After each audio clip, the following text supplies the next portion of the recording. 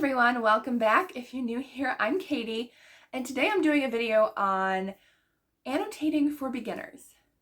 I started annotating, I think about a year ago now, and I have been really enjoying it.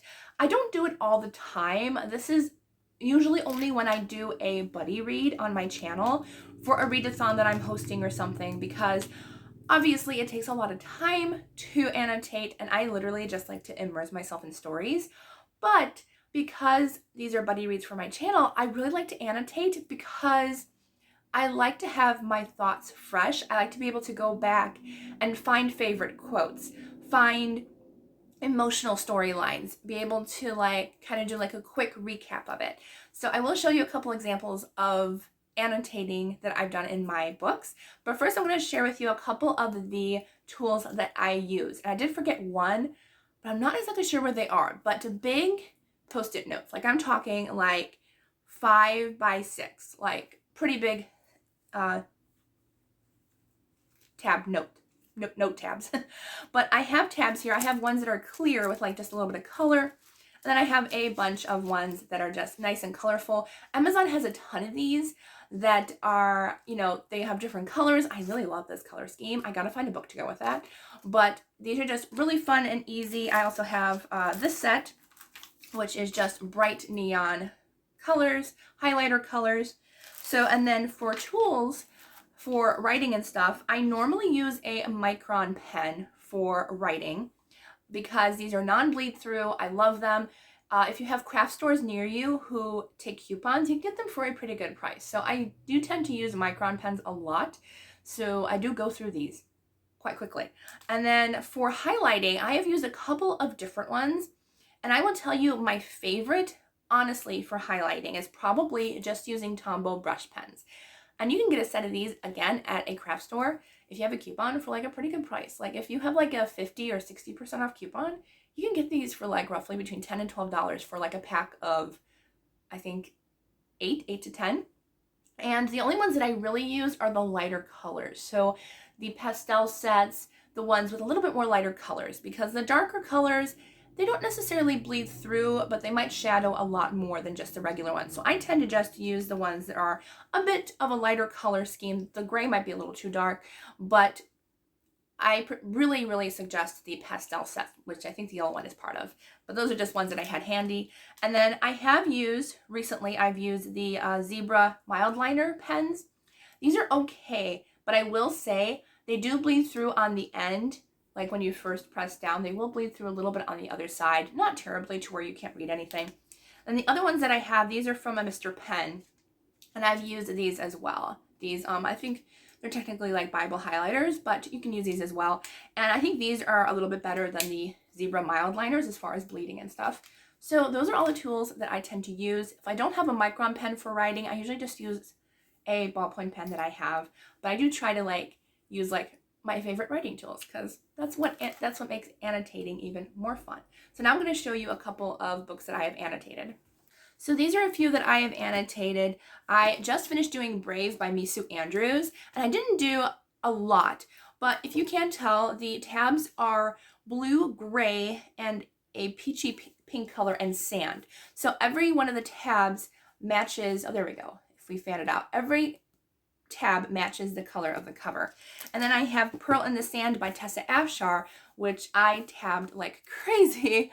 And this one again is that, oh, I'm gonna do it this way, is that red, blue, gray, and peach. So it kind of matches that cover. So I kind of, when I do go with tabs, I do have quite a few tabs. I probably need more because some of the colors I am running out of, but I go with the color scheme. So this one had, the sand color with the title. It had red, it had blue, it had gray. So I went with that color scheme. And you don't have to match the color scheme, but I just think it looks a lot more fun if I did it that way. Now this is the one that has the most tabs and most annotating I've ever done. And yes, the bigger tabs don't match the cover because I did not actually have one that matched. But the rest of the tabs, I have dark blue, light blue. I have a little bit of pink because pink was for romance. I didn't really have one for that. Some yellow to go along with it, and that dark purple. So all of those tabs sort of match the cover of this one. So this is one that I'm going to use as my example for the rest of the video. So this one has those tabs. The other two I don't think do really have these tabs, but every third of the book I went and did like a recap for myself. So that's where the big sticky notes come in.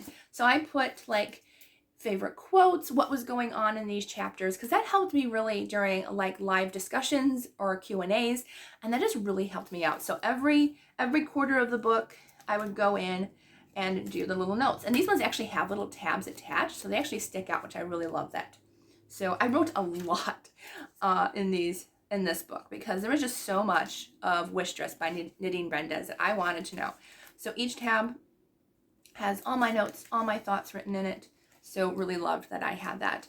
And so as far as what to annotate and what to highlight, it depends on the book for me personally. And it will depend on each book, because if you're reading, say, a biblical fiction, you're not going to have like magic system stuff like Wish Dress does. You know, you're not going to have, sci-fi settings for a biblical fiction or vice versa. So it is going to be different on what you want. So for this one, I actually do keep notes here, right in the front page. So usually Faith was actually red. I didn't have a highlighter color for red, so I think I used a red pen for that. Yes, I used a red pen. So anything that was Faith element, it was underlined in red with a red tab. Love is pink. Gray relates to me, which actually there was quite a few. And then orange was favorite quotes, and then blue was like sad or moving parts of the story. So that just pertains to this book, what I think is going to be in this story before I even start it. And sometimes that might change, or you might add one. This was another biblical fiction one, and this one I just did, I think I did, where's my little note thing? I think I put it way back here. Yes, so for this one, it was blue was for faith, pink love, sand was favorite quotes, and gray was emotional. So that one was a little bit different than the other one. And then this one, this is the one that had a lot of different ones. And I put it all in pencil in the front. So you could erase it when you're done, but you kind of want that note, or you can always put a sticky note with your key. Always have a key. That way you don't forget, because I think I did in Brave, I think I accidentally mismarked like 2 things because I didn't look back at what color that was supposed to be. But in this one, I had light blue for magic. So anything I thought was interesting or different, which there was a lot of interesting things. Orange was for setting. Pink was love. Dark purple was emotional. Yellow tan was questions that might pop up, like maybe, what's going on here? Could this, pertain to the story later on? And then dark blue was any symbolism that I saw, any Christian symbolism. And there was a lot of each of these colors. And I knew that this book was going to have all of that in here. And honestly, if you don't know your Bible or whatever, you probably wouldn't see the Christian symbolism. It just reads as a really great fantasy book. So really love it. And yes, I think that's honestly all that I have for you. It just, as I said, depends on the book. What do you think the book is going to, what are you going to get out of the book? I didn't put anything for like character development. So you can do colors for character development, for settings, for, as I said, romance, favorite quotes. It just depends on the book that you're reading. If you are reading historical fiction, you might have a color for like the historical setting, or maybe things that are, historically accurate to that time period.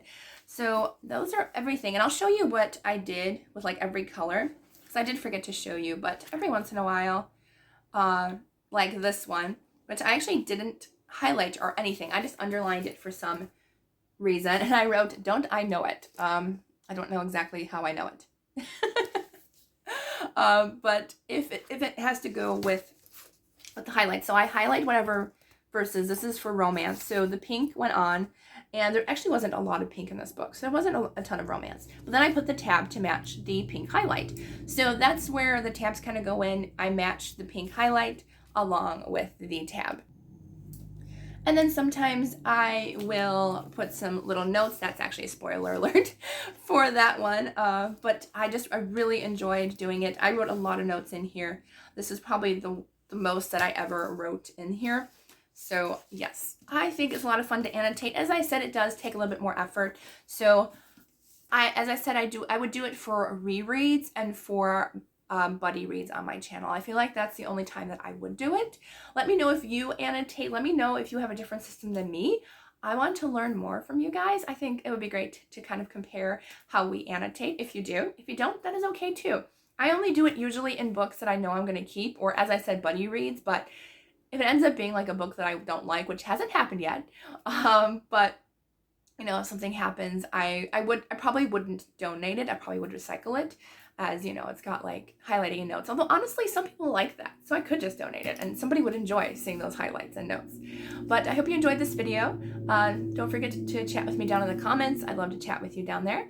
I hope you all have a wonderful day, and I'll see you all in the next video.